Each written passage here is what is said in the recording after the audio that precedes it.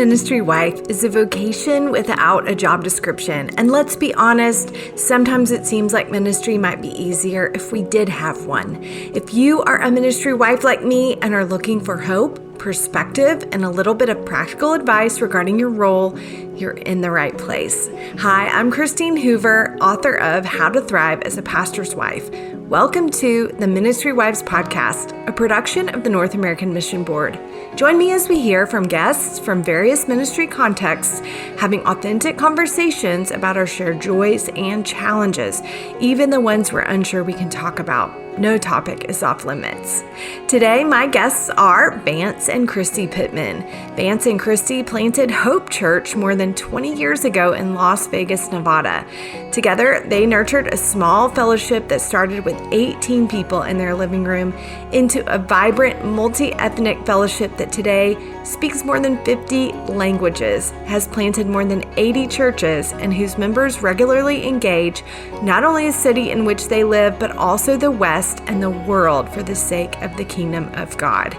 Vance and Kristie have a special heart for church planting, and they love pouring into planters and their wives, encouraging them to join in God's eternal redemptive mission of engaging the lost, making disciples, and multiplying the church in North America and around the world. The Pitmans have 4 children and 4 grandchildren, and they live just outside Las Vegas, Nevada. You may know that Vance recently transitioned from being the lead pastor of Hope Church to leading the Send Network at the North American Mission Board. I asked Vance and Kristie to join me today to share about his new role, but also to share with us about a time in their ministry where they went through things personally while continuing to lead the church. I asked them, how can we as pastors' wives help our husbands when they're carrying burdens behind the scenes? And what do we do when we're the ones who need help? Here, friends, is my conversation with Vance and Kristie Pitman. I am so excited to get to welcome Vance and Kristie Pitman to the podcast. Welcome, guys. Hi. Christine, thanks so much. We're honored to be here with you today. Yes. Are y'all in Las Vegas still or somewhere else? Yes, we are. We are. We're in Las Vegas, and it's still home, and we get to do ministry from here. It's been the city we've lived in for 22 years, so we love it. Yeah, well, I say that like everybody knows what I'm talking about, but you guys planted a church in Las Vegas, 20 years ago? Is that right? It's been, 22, right? Yeah, 22, yeah. It's been 22. We moved here December of 2000, so it's this Christmas will be our 23rd Christmas in Las Vegas. Yes. Oh my gosh, that's the year that my husband and I got married. So we can count everything by, because it's easy, 2000. It is. Yes. Yeah. Okay, everything for us is pre-Vegas and post-Vegas. So Vegas is home now. We've been here, like we said, 23 years, and love it. It's our city. We love living here. But you recently transitioned from being the title lead pastor of the church you planted to leading Send Network. Is that right? Yes. So we did. We moved here 23 years ago to joining God's activity of seeing a church born that would multiply churches with a heart for the nations. And after 23 years of that and seeing the Lord do some great things, I mean, we saw about 5,000 people baptized into our fellowship as first-generation believers, is a church that spoke, there are 54 first languages spoken in our church, so incredibly multi-ethnic. Yeah. Have the privilege of sending out over 400 people and being about starting 80 churches in the Western United States out of our fellowship. So it was our baby for 23 years. But we went away on sabbatical about a year and a half ago, and it was on that sabbatical we began to really sense the Lord leading us into a next season. And I'd had a young man that had been with me 15 years on our team. He joined me when he was 20. He's 35 now, and went through about a year-long process of transitioning to him as the new lead senior pastor of the church there. And we stepped into this role, I did, of leading Send Network, and us feeling a call to pour into the next generation of pastors and planters. After being out here for 20 plus years, and about every year getting a call from some church wanting us to come move there and be the senior pastor, either somebody was retiring or leaving. And I just realized that, man, we've got to do a better job of raising up the next generation of pastors and planters and pouring into those families. And we felt that what God had called us here to do in Vegas was a stepping stone for that now. And we're in the middle of that. Yeah. How's the transition been going from lead pastor, pastor's wife to Send? Yeah, what do you think? Whole new role, right? Yeah. It's interesting. It's different, and, it's not a good or bad situation. It's just different. You can imagine being a senior pastor's wife for 22 years or 30 years. Yeah, 22 in Vegas. I was 22 in Vegas. We've been married 31 years.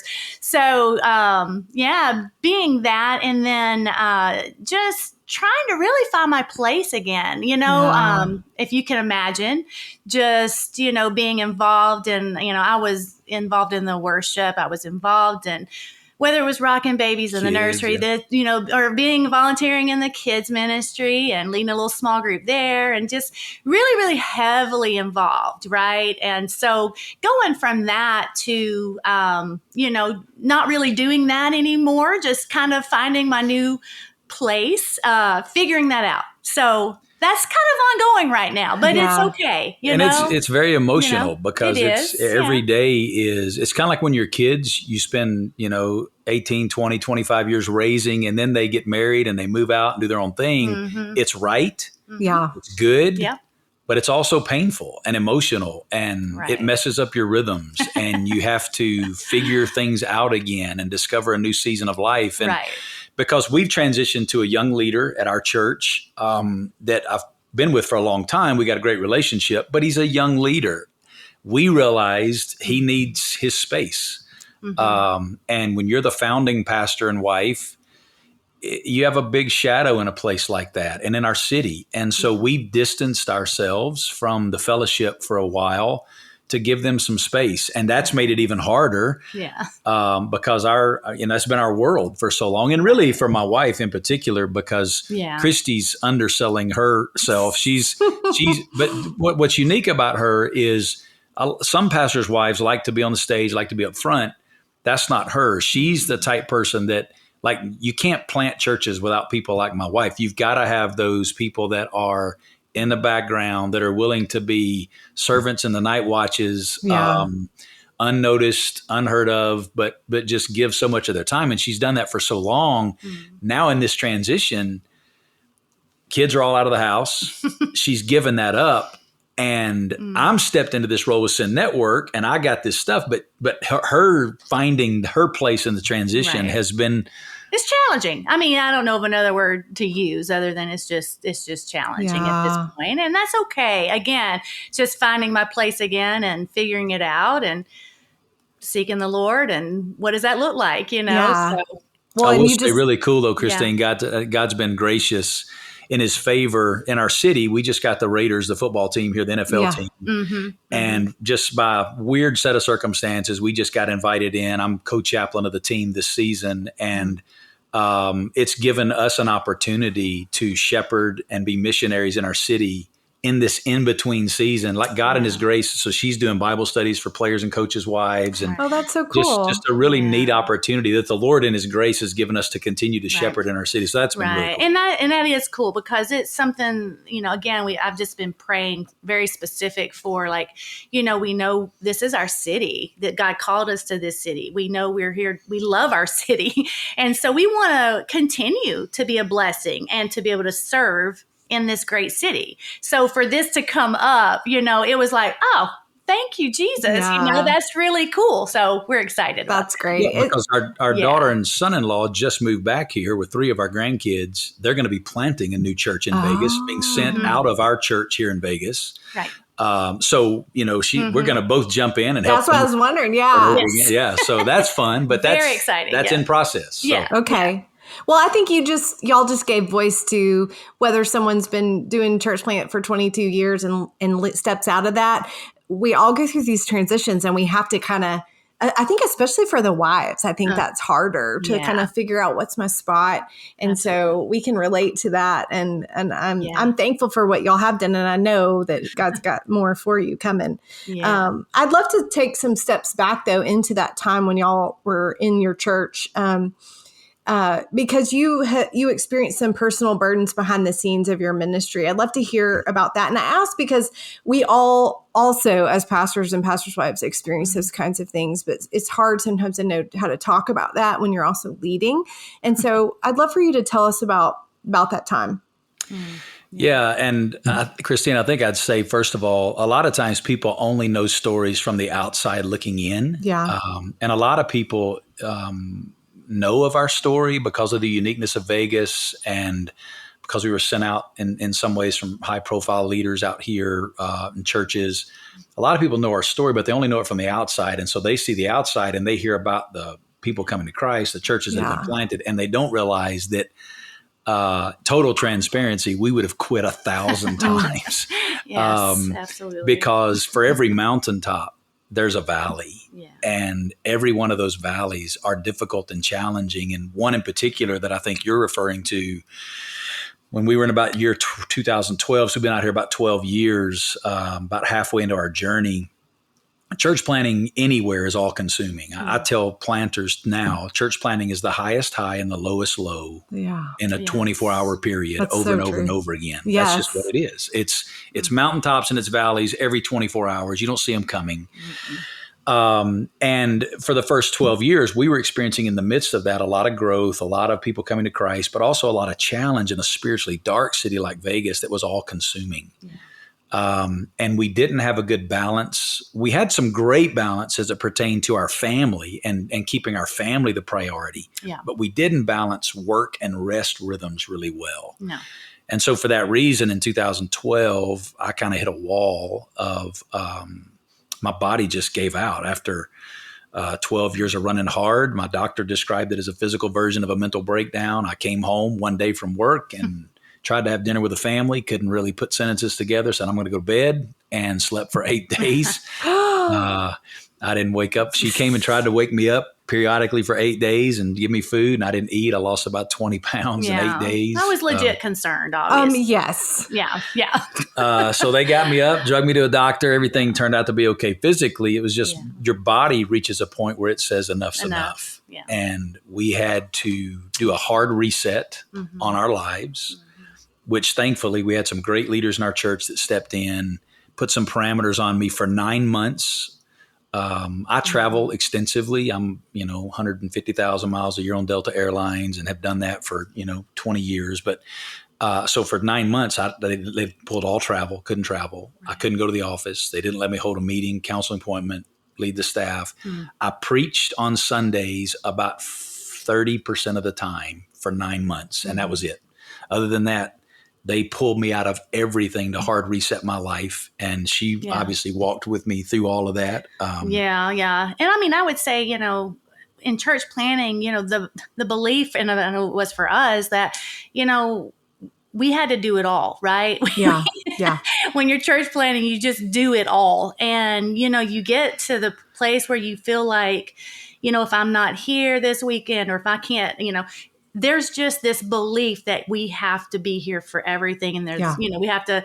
And so, after 5 years, passed or whatever, you realize we haven't really taken a vacation, or we really haven't done anything for ourselves in that way. But, that's how we're driven, though. We're both really driven kind of people. And so, we didn't have like he said, a super good balance on our work life aspect, even though our personal lives and our family life were really solid, because we really believe in family. We believe in, keeping our family at the core of whatever we do. And we believe that's very, very important. So, Kristie, you weren't putting it sounds like you also were just going full speed, and you didn't see, there weren't any like red flags you were putting up, like stop. No, I thought that was normal. I thought what we were doing, I really thought what we were doing is normal. Like this is just how it is. Like we're just going, we're getting at it. We got to accomplish this. We got to do that, and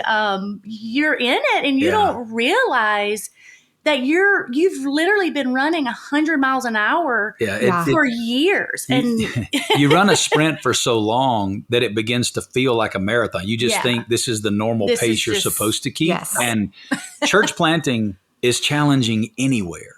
But you put it in a place like Seattle or Vegas or LA or New York City or Boston. Some of these cities are just tough. I mean, like we're in the city that the enemy literally staked out for himself and is known all over the world as Sin City. Yeah. And we're in a city that is dark spiritually. And God is blessing, which is awesome. But with that blessing comes all the messiness. Like I try to tell people, pastoring in Las Vegas is like reading the book of First Corinthians. Like take your Baptist goggles off and reread that book.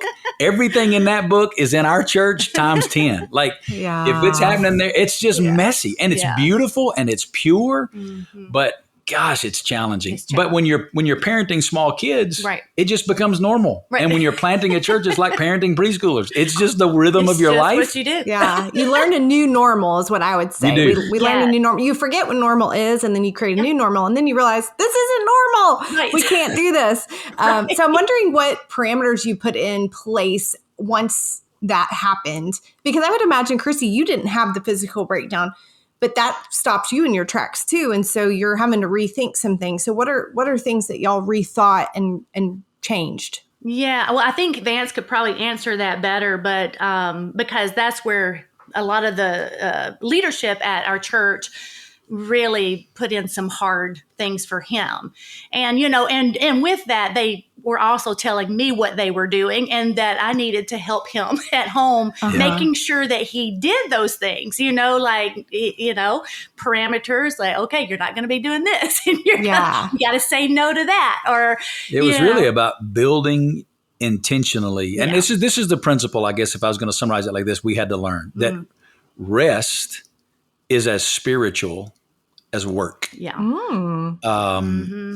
Jesus in the New Testament told the disciples to come away with me and rest for a while. And in the Greek language, it's an imperative, meaning rest is a matter of spiritual obedience. And if we're not careful in ministry, we wear such a badge of work. And for me, I grew up in ministry. I grew up around ministry, and I'd seen ministries I'd seen laziness in ministry. And I put a chip on my shoulder that I was going to, like I had guys that left corporate America to come work with me and quit after 2 or 3 years and said, dude, I've seen people work and I just can't keep the pace that you keep. But for me, it was just what I did. It didn't feel abnormal. It just felt normal. And for us, we built a rhythm around it, but having to learn that rest is not unspiritual. And so having to intentionally build that into our lives on both a micro and macro levels. For example, at a macro level, after that event, our church just began to give me the encouragement to take my vacation every year in a block. So at that time, it was 3 or 4 weeks a year, I think, that I had in vacation built up. And rather than taking a weekend here and 3 days there and never really unplugging, we started taking the month of July every summer. Oh, wow. And we've done that since 2013. So 10 years now, we've taken July every summer and just pull away, like from everything to where like 10 days in, I don't even know what day it is anymore. Oh, that's amazing. That has completely changed our lives. And then on a weekly basis, building in white space into your calendar where there's margin. I noticed in Jesus's life, like Jesus was never in a hurry. And nobody had more to do than Jesus had to do. And yet he was never in a hurry. And I looked at my schedule and I was always in a hurry. And not only was I in a hurry, I took pride in being in a hurry. And then secondly, Jesus was always interrupted, but at the same time, he was never interrupted. He always had time for those divine appointments. And I didn't have time for divine appointments. I didn't have time for interruptions. That didn't fit. So building into my daily schedule at the micro level, white space. And then my admin, she began to work with my schedule. She began to clock all my hours. And then she would build in time tracker days when I was over 40 hours a week, where she would just block an entire day and say, you can't do anything today. And then her holding me accountable, and us together building stuff to do with our family around those rest periods. We've created some of the most, every year when I evaluate my admin now, I say to her, you'll never know the memories that I've built with my family that I wouldn't have had you not guarded and been such a gatekeeper for the rest in my life. And that's probably been the single biggest change. Yeah, for sure. That is so great. Well, and a lot of these things are, you can say them in summary statements now, but I'm thinking about as you're going through that and you're just, there's not the certainty of what do we need to do. And probably there's kind of like, what is even happening here? But yet you're still the pastor of this church. And I think that's where a lot of people can relate, whether they've had the physical breakdown or not, where they're going through stuff. They're going through stuff personally, but they still have to show up and the pastor has to preach and the pastor's wife is there. And that's right. And so how did you do that? How do you carry ministry burdens and I know you're saying your church pulled a lot of those off, but I wonder what you would say to people who that's not the case. Maybe they're carrying a private burden that they don't feel like they can share with other people. How do you do that? Yeah, the thing that I say to planters, and we talk about this a lot, is that the primary call on our lives is not ministry. Right. The primary call on our lives is intimacy. Yeah. And ministry is what he does out of the overflow of intimacy. Right. And too many times we think Jesus saved us so we could do something for him. Yeah. But he actually saved us because he wants to be with us, and then he wants to do something through us. Right. And I think the key in all of this is every time we have those, like for us, I think a big thing we dealt with going through this was guilt. Because once we built rest into our lives, every time I was resting, I felt guilty because I felt like I should be doing something. Yeah. So what do you do with that? You got to take that burden. Jesus said, cast all your cares on me because I care about you. What's that? It's an invitation to intimacy. Right. He's inviting us to deep, intimate fellowship with him. Mm-hmm. And it's in fellowship with him that we find that peace. We exchange. Right. Paul said it this way, and it's the same thing Jesus said in Matthew 6, but Paul said it in Philippians, be anxious for nothing. Right.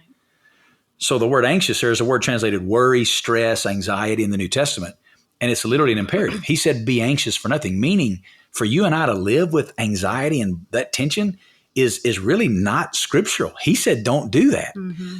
But he said in everything through prayer and supplication, through intimate fellowship with the Father, give everything to him. And he said, then the peace of God that passes all comprehension will guard your hearts and minds. There's an exchange that takes place in intimacy where that burden, anxiety says, oh my gosh, how am I going to handle this? Burden says, Lord, what do you want to do with this? Right. And when we lay that at his feet, he gives us peace. And that's what we begin to experience. Absolutely. Just daily fellowship. I mean, it sounds so simple, but that's really what it is. It's just the simple daily fellowship with the Father every day, and there's no substitute for that, there's just not. You can read every book you want to read, but the bottom line is if, you're not in daily fellowship with him, you're not going to be filled. And that's what I've learned throughout just my journey in itself is just daily spending time with him and letting his word fill me every day. Mm-hmm. A lyric we use a lot is our emotional health rises and falls based on our time alone with Jesus. Mm-hmm. Oh, yeah. Period. Like, are we good today? Well, we're good today if we've been with Jesus. If we haven't been, we're probably not. Probably not. Yeah. You guys need to start a coffee mug shop or something with all your little sayings because y'all have those good little sayings that stick with us. Those are really good. Yeah. But Kristie, I'm wondering for you, you're watching your husband really struggle through that season. And a lot of ministry wives, their husbands they may be dealing with things like depression or, they're wanting to quit ministry. And the wives are just like, what do? I don't know what to do in this situation. How do I help him?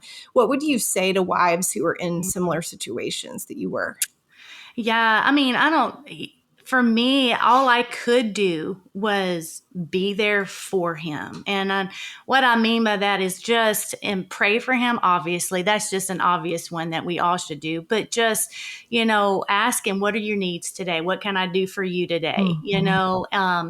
And, you got to know from my perspective, I'm one of those people where I don't really dwell on things a whole lot. I typically think about it and I pray about it, and then I'm like, okay, take action. That's kind of how I'm wired.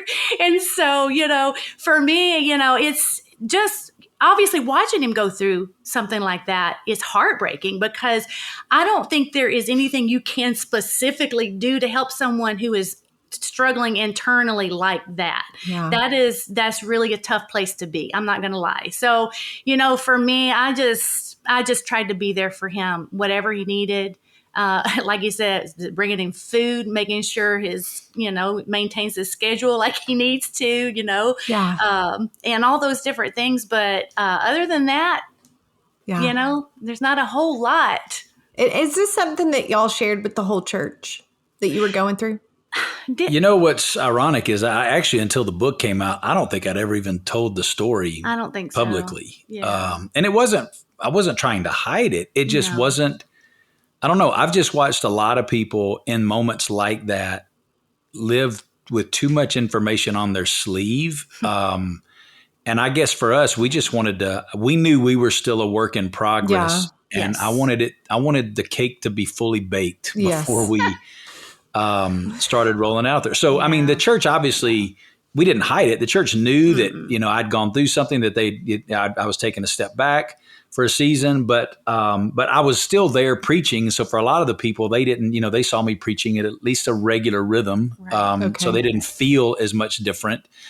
For me, I was just in a season where there was so much uncertainty because when you're feeling all of that, like you don't know if you'll ever be back to normal again. Yeah.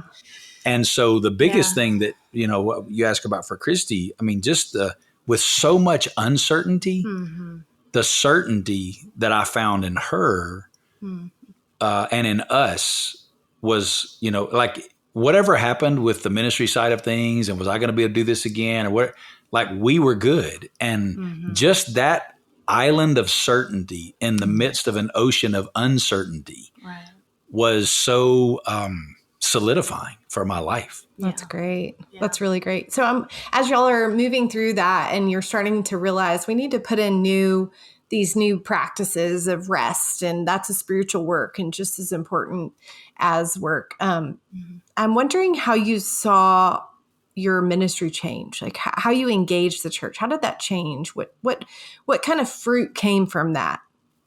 The first word that comes to my mind is freedom. And I say that because up until 2012, we were involved in everything so intricately. And after that, we began to pull back and lead at a different level. And the church continued to thrive, which meant it wasn't as dependent on us as we thought it was. Like Jesus was building his church like he said he would. And we could take rest in that. Like we were talking before we even got on air about this and how, when we came back, we implemented these things of rest and like it continued to do well. Like these things, we could have let this go a long time ago and it would have been fine. Because Jesus Jesus is in control of his church and you can trust him with it. So there was a real sense of freedom. And there was also a sense where we have some people. The guy who's now my executive vice president with Send Network had been my executive pastor for 17 years with me in Vegas. And during this season, I transitioned so much leadership to him. And honestly, I'm the visionary. He's the integrator for our church. The last 7 to 8 years of growth and incredible expansion of our ministry had more to do with his leadership than mine. And it was this learning through this process of delegating and empowering others that the church has been gifted by Jesus through the Holy Spirit. And there's a lot of gifts in the body that need to be unleashed. And too many of us as pastors are holding onto some things too tightly and not letting those things go. And we're not only hurting ourselves, we're robbing the church and the kingdom from real fruit and real ministry. That's so great.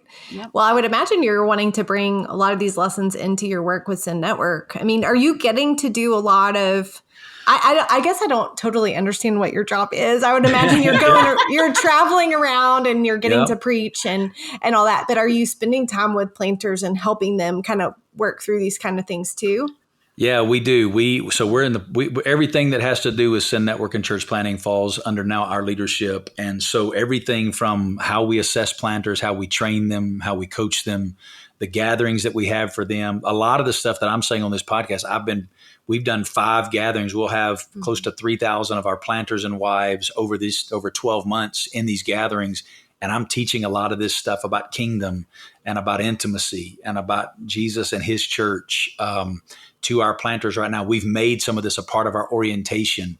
Kristie goes to all these gatherings with me and is there. We're engaging with planters and their wives. We're building residencies and systems where we can invite them into these environments. I've built a team that understands the things that we're talking about and pouring this in. And we've restructured the way we lead regionally to implement a better spiritual vitality with all of we have about 300 in our missionary force that are not our planters. They're actually Send Network staff all over North America.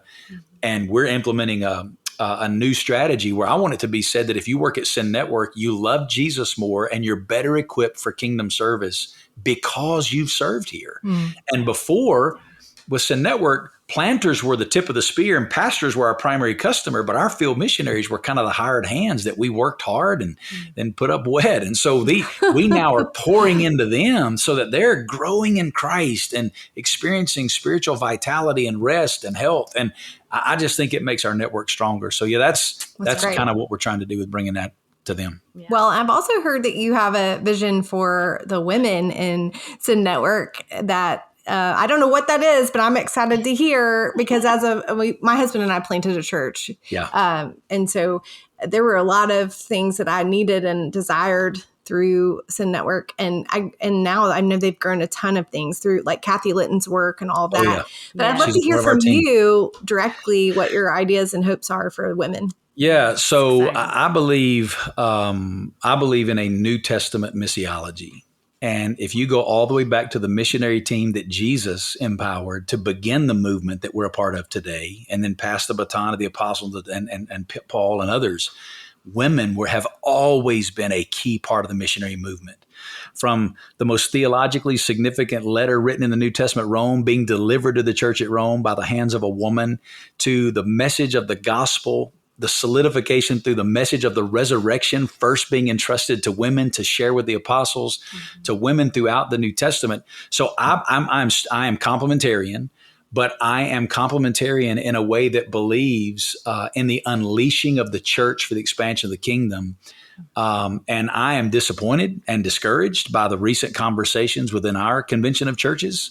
I'm prayerful and hopeful that by next year's convention, we're going to do better and the language is going to be strengthened. But at Sin Network, I believe we will not see the full potential of the church unleashed in engaging cities and nations for the gospel to be taken and the kingdom to be expanded without unleashing the women missionary labor force in the field. And so we want to become the primary sending center for women as a part of missionary teams, leveraging their job skill and passion where they live, work, and play, joining in the mission of God. We want to equip women to engage in their local context with the gospel. We want to develop women to strengthen the church teams that are being sent out. We want to begin to think more about sending missionary teams rather than just church planters, but missionary teams that are men and women together. And then we want to mobilize women to activate their missional calling beyond the walls of the church. So in all of those ways, we're developing training and processes and assessments and all types of things to empower and mobilize women as a part of the missionary force. And I believe it's an untapped resource within our convention of churches because of what some of the language that we've used and some of the processes that we put in place. Yes, I believe that the senior pastor and elders should be the husband of one wife. Beyond that, we need to unleash these women to be a part of the missionary force, and we will not see kingdom potential fully reached unless we do that. That sounds good to me. Well, just closing, because I love when I get to talk to experienced pastors and pastors' wives you guys have served in different ways, contexts. What word of encouragement would you leave with those women listening who are church planters' wives or pastors' wives? Well, let me just say that we all struggle, right?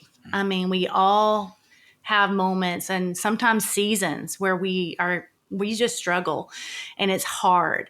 But what I believe that is the enemy's way of isolating people, women specifically, and getting them alone where they think that, oh my goodness, nobody knows what I'm going through. Mm-hmm. Nobody can understand what's going on. And so you tend to isolate yourself from that. And so I would encourage women who are struggling and or maybe, going, I don't know what I'm doing. You've got to talk to somebody. You can't keep it in. I was very, very blessed and fortunate enough when we started the church here that I had a couple of good friends where I was able to talk to, and to be able to share any struggles with and those things. So I encourage women to find that lady who loves Jesus, who, really is seeking the Lord, and and share with that person. Or even beyond that, if you have a good counselor, a Christian counselor that you feel comfortable talking to, just to be able to get these things out. I encourage that. I think that's important, to be able to share and to talk with what you're going through. Yeah. It's not a sign of weakness. It's a sign of strength. That's to right. go through those struggles and to go through it with other people. And I think what she's articulating so beautifully is the power of community. That the New Testament knows nothing of a Christianity without community. Yeah. And too many planters and pastors and their wives isolate. And we teach the principle of community, but we don't live the principle of community. And we all need others on this journey of following Jesus. So don't do it alone. Yeah. That's good. Thank y'all so much for joining me, sharing your story. I know it's an encouragement and help to those who are listening. So thank you. It's our honor. Thank you. Thank you. Thanks for listening to the Ministry Wives podcast, a production of the North American Mission Board. I would love to hear from you. We are creating an episode full of our listeners' funniest or most embarrassing moments in ministry. Record and send your story to me at the link in the show notes. And don't forget, if you found this content helpful, please rate and review us on your podcast platform or share it with a friend. You can find this podcast and other helpful resources at ministrywivespodcast.com.